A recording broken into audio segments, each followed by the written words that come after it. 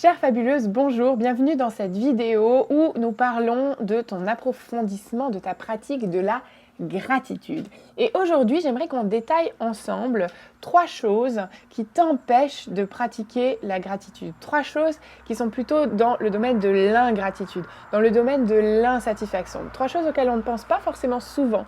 Mais le fait de les voir, de les pointer aujourd'hui, ça va te permettre de encore mieux pratiquer ta gratitude. Donc, cette ingratitude ou ces choses qui t'empêchent de pratiquer la gratitude, il y en a 3 en tout cas qu'on va citer aujourd'hui.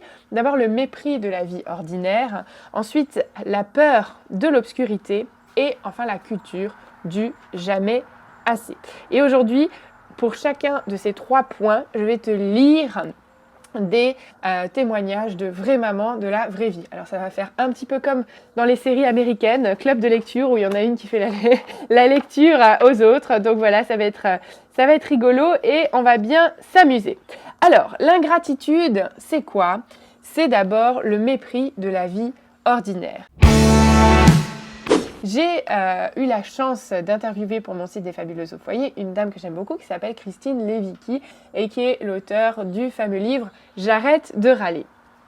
Et Christine me raconte comment est-ce qu'elle a décidé de rentrer dans cette aventure « J'arrête de râler ». Puis je commence à célébrer, à remercier. Et elle me raconte qu'en fait, elle avait eu une journée difficile. Et puis le soir, elle avait eu ses enfants à mettre au lit. Et puis comme d'habitude, hein, les enfants, vous savez, c'est la tranche 18h, 20h. C'est-à-dire que l'énergie des enfants, elle remonte, sauf que la vôtre, elle est en train de baisser dangereusement. Donc là, c'est le grand n'importe quoi dans la maison. Mais au final, elle arrive à coucher ses enfants dorment. Et là, elle se jette sur son lit et elle se dit « Oh, c'était vraiment une journée pourrie ». Et tout à coup, elle a un tilt. Et le tilt, c'est « Ah ouais, mais attends ma vieille, des journées pourries comme ça, en fait, tu vas en avoir encore pendant toute ta vie. » Donc, finalement, cette vie ordinaire, Christine, elle dit « Cette vie ordinaire est pas toujours sexy. » Eh bien, ça va être ta vie toujours, tous les jours de ta vie. Donc, il va bien falloir que tu trouves un moyen de l'aimer. Il va bien falloir que tu trouves un moyen, cette vie-là, non seulement d'y survivre, mais de la kiffer, parce que sinon, ça va être long. Et donc un jour, Christine, elle a décidé d'arrêter de résister à cette vie ordinaire, d'arrêter de résister à ces journées pourries et de commencer à apprécier sa vie, de commencer à éprouver de la gratitude pour sa vie. Et voilà ce qu'elle m'a dit. Je vais lire un extrait de l'interview qui a été publié sur le site des Fabuleuses. « Je pense souvent à ma cousine. Les émotions sont toujours aussi fortes.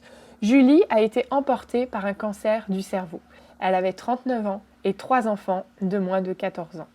Je pense souvent à elle quand je fais les tartines des enfants ou quand je balaye ma cuisine. Et je me dis que j'ai de la chance. J'ai de la chance de balayer ma cuisine. J'ai de la chance d'avoir une table de petit déjeuner toute sale. J'ai de la chance de devoir conduire mes enfants à l'école. Toutes ces choses auxquelles je résistais avant, maintenant je me dis que j'ai de la chance de les vivre. Cette épreuve m'a vraiment apporté de la gratitude pour cette vie ordinaire. » Et j'aime beaucoup cette phrase, alors on la prête à Albert Einstein, je ne sais pas si c'est vrai, mais qui dit « Il y a 2 façons de vivre votre vie. L'une comme si rien n'était un miracle et l'autre comme si tout était un miracle. » Et finalement, la gratitude, mais c'est prendre des nouvelles lunettes. Et puis cette vie ordinaire, de commencer à la regarder avec des lunettes de « Waouh !» Une table de petit déjeuner toute sale. Mais finalement, je suis bien contente de l'avoir parce que je suis bien contente de les avoir, ces enfants qui mettent des miettes partout. Il y a une autre dame qui s'appelle Brené Brown et je vais continuer d'ailleurs cette vidéo avec ce livre dont je vous conseille fortement la lecture, La force de l'imperfection. Et Brené Brown, elle a étudié aussi chez des personnes finalement qui avaient perdu des êtres chers. Donc ça peut être, ils ont perdu un conjoint, ils ont perdu un parent, un enfant, quelqu'un qui était très proche d'eux. Et en fait, elle a fait une étude sociologique sur ces gens-là et puis elle leur a demandé de décrire, une fois que cette personne était partie, une fois que cette personne était décédée, une fois qu'elle ne serait plus jamais là, qu'est-ce qui leur manquait le plus dans les souvenirs qu'elles ont eus avec cette personne, qu'elles ont créés avec cette personne. Et ce qui leur manquait le plus, mais en fait, c'était pas le voyage incroyable qu'ils ont fait dans tel et tel pays, c'était pas cette magnifique maison dans laquelle ils vivaient ensemble, c'était pas ces choses extraordinaires, mais c'était des choses ordinaires. Mais moi, ce qui me manque le plus, c'est c'est le petit déjeuner du matin. Il y en a même une qui dit, moi, ce qui me manque le plus chez mon père qui est mort, en fait, c'est les fois où il était relou et il faisait des remarques pour rien et il s'énervait pour un rien. En fait, aujourd'hui, ça me manque. Ces choses auxquelles je résistais avant, aujourd'hui, elles me manquent. Et quand je pense aussi à cette cousine de Christine Lévicky qui est décédée à 39 ans, ça m'a marqué cette histoire-là parce que je me suis dit, finalement, moi je suis bien contente d'être là. J'ai des amis qui ont perdu un enfant et je n'ose même pas imaginer ce que ça peut être comme souffrance. Et je me dis, mais pourquoi est-ce que je continue à résister à ma vie ordinaire alors qu'en fait, je l'aime, alors qu'en fait, j'ai de la chance de la vivre. Donc, premièrement, le mépris de la vie ordinaire, ça nous empêche d'éprouver de la gratitude. Donc, on va apprendre tout doucement à ouvrir les yeux sur notre vie ordinaire. Et c'est pour ça qu'on pratique la gratitude. C'est pour ça que dans ton carnet de gratitude, c'est pour ça que sur ton tableau de gratitude ou dans ton vase de gratitude, écris des choses ordinaires, écris des choses de la vraie vie, écris des merci pour ces moments imparfaits, ou même parfois ça ne se passe pas comme prévu, mais qui sont au final ta vie. Ensuite, deuxième chose qui nous empêche d'éprouver de la gratitude, c'est la peur de l'obscurité. Et alors j'ai une question pour toi, est-ce que ça t'arrive parfois de regarder tes enfants dormir ? C'est mignon quand ça dort, n'est-ce pas ? Et je te lis ce passage, donc c'est Brené Brown qui parle dans La force de l'imperfection. J'ai toujours été sujette à l'anxiété et à l'inquiétude. Mais à partir du moment où j'ai été mère, les combattre est devenu un travail à plein temps. Pendant des années, la peur qu'il arrive quelque chose de terrible à mes enfants m'a empêché d'éprouver pleinement la joie et la gratitude. À chaque fois que j'étais sur le point d'éprouver la joie pure d'avoir mes enfants à mes côtés et de les aimer, je m'imaginais un événement affreux. Je me voyais les perdre, tout perdre d'un coup. Au début, je pensais que j'étais folle. Étais-je la seule dans ce cas ? Lorsque j'ai commencé à travailler là-dessus avec ma thérapeute, je me suis aperçue que ma tendance à me dire « c'est trop beau pour être vrai » était complètement liée à ma peur et à mon sentiment de vulnérabilité. Sachant qu'il s'agit d'émotions assez universelles, j'ai trouvé le courage de parler de mon expérience avec un groupe de 500 parents qui étaient venus à l'une de mes conférences sur l'éducation. J'ai donné en exemple le fait que je restais souvent penchée sur le visage de ma fille pour la regarder dormir. Emplie d'une immense gratitude, puis l'instant d'après, j'étais arrachée à cette joie et à cette gratitude par des images catastrophiques, imaginant qu'il lui arrivait un terrible malheur. Vous auriez entendu une mouche voler. Je me suis dit, oh mon Dieu, je suis folle et tous ces gens assis là vont me voir comme une cinglée et se demander ce qu'on peut bien faire pour moi. Puis soudain, j'ai entendu une femme au fond de la salle qui se mettait à pleurer. Pas juste un reniflement, de véritables sanglots. C'est alors que quelqu'un devant a pris la parole en disant « c'est terrible, pourquoi avons-nous ce type de comportement ? Qu'est-ce que cela signifie ?» C'est comme si toute l'assistance avait vu se réveiller son instinct parental. Comme je l'avais supposé, je n'étais pas la seule dans ce cas. La plupart d'entre nous sont au bord de la joie, puis subitement envahis par un sentiment de vulnérabilité qui lui fait peur. Tant que nous n'accepterons pas notre vulnérabilité et tant que nous ne la transformerons pas en gratitude, nos sentiments d'amour intense déclencheront une peur de perdre. Si je devais résumer ce que j'ai appris sur la peur et la joie, je dirais l'obscurité ne détruit pas la lumière, elle la définit. C'est notre peur de l'obscurité qui jette un ombre sur notre joie. Je pense qu'il n'y a pas grand-chose de plus à dire. Finalement, l'ingratitude, c'est quand la peur du malheur vient manger un moment de bonheur.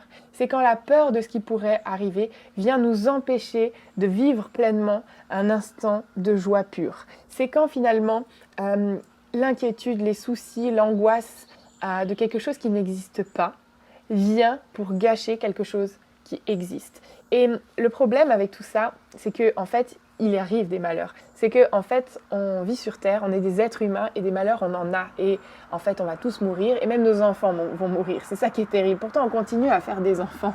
Pourquoi ? Parce qu'on a un instinct de vie, parce qu'on aime la vie. Mais que, ben oui, on est des êtres vulnérables. Et finalement, le problème, c'est que quand on essaye de nier notre peur, de nier notre angoisse, de nier notre finitude, comme on dit en philosophie, eh ben, on va réussir d'une certaine manière à anesthésier ces émotions-là.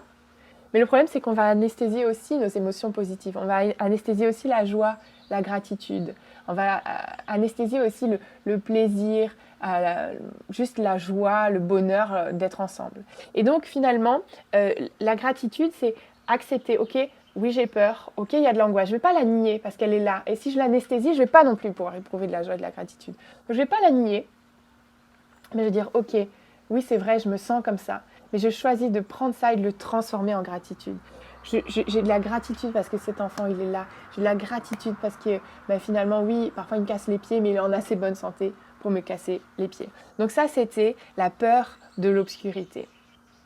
Oui, il y a de l'obscurité dans la vraie vie, mais plus on va se laisser submerger par la peur, moins on va voir la lumière qu'il y a au milieu de l'obscurité.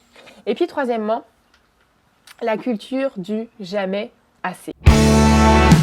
Et je vous pose cette question que j'ai déjà posée souvent aux fabuleux, c'est quelle est ta dernière pensée quand tu vas te coucher le soir et quelle est ta première pensée quand tu te lèves le matin? Et je lis encore un extrait. Alors cette fois, c'est pas Brené Brown qui parle, c'est Lynn Twist, citée par Brené Brown. Et je pense que nous allons toutes nous retrouver là-dedans. Pour moi et la plupart d'entre nous, notre première pensée au réveil est « je n'ai pas assez dormi ». La seconde est « je n'ai pas assez de temps ». Qu'elle soit justifiée ou non, cette pensée du « pas assez » surgit automatiquement avant même que nous envisagions de la contester ou de l'examiner. Nous passons l'essentiel de notre vie à expliquer ce qui nous fait défaut, à nous plaindre ou à nous inquiéter de ce qui nous manque. Nous ne faisons pas suffisamment d'exercice, nous n'avons pas suffisamment de travail, nos profits sont insuffisants, nous n'avons pas assez de pouvoir, nous manquons d'espace naturel préservé, nos week-ends sont trop courts et bien sûr nous n'avons pas assez d'argent. Nous ne sommes pas assez minces, pas assez intelligents, pas assez séduisants, pas assez en forme, pas assez instruits, pas assez performants, pas assez riches, c'est sûr. Avant même de nous redresser dans notre lit, avant même que nos pieds touchent le sol, nous sommes déjà inadaptés, déjà en retard, déjà en train de perdre quelque chose, déjà en manque de quelque chose. Et lorsque nous allons nous coucher, c'est la longue litanie de ce que nous n'avons pas obtenu ou de ce que nous n'avons pas fait dans la journée. Nous allons au lit, accablés par ces pensées, et nous nous réveillons avec cette chimère du manque. Ce qui n'était au départ que la simple expression du rythme précipité de notre vie ou des difficultés de l'existence devient la justification d'une vie rongée par l'insatisfaction. Donc l'insatisfaction, l'ingratitude, c'est quoi? C'est ça suffira jamais, ce sera jamais assez. Au secours, c'est jamais assez. La gratitude, c'est dire non, j'ai pas tout, mais ce que j'ai, c'est assez. Et finalement, c'est une décision à prendre parce que le fait d'accumuler plus, on s'en rend bien compte, ça ne rend pas plus heureux. Les gens qui sont les plus riches sur Terre ne sont pas les gens qui sont les plus heureux sur Terre. C'est pas le fait d'accumuler, c'est pas non plus le fait d'accumuler les progrès, c'est pas non plus le fait d'accumuler les changements, etc., qui nous rend plus heureux. C'est nous-mêmes qui allons créer notre propre joie en disant « Ok, ce que j'ai aujourd'hui, c'est assez ». Parce que si on n'apprend jamais à s'arrêter pour dire « Non, maintenant c'est assez, j'ai assez, je suis assez », finalement, on pourra toujours avoir plus, mais on n'aura pas développé cette compétence intérieure de se satisfaire de ce qu'on a. Donc on va accumuler, et ça ne changera rien, parce que c'est, encore une fois, une disposition intérieure.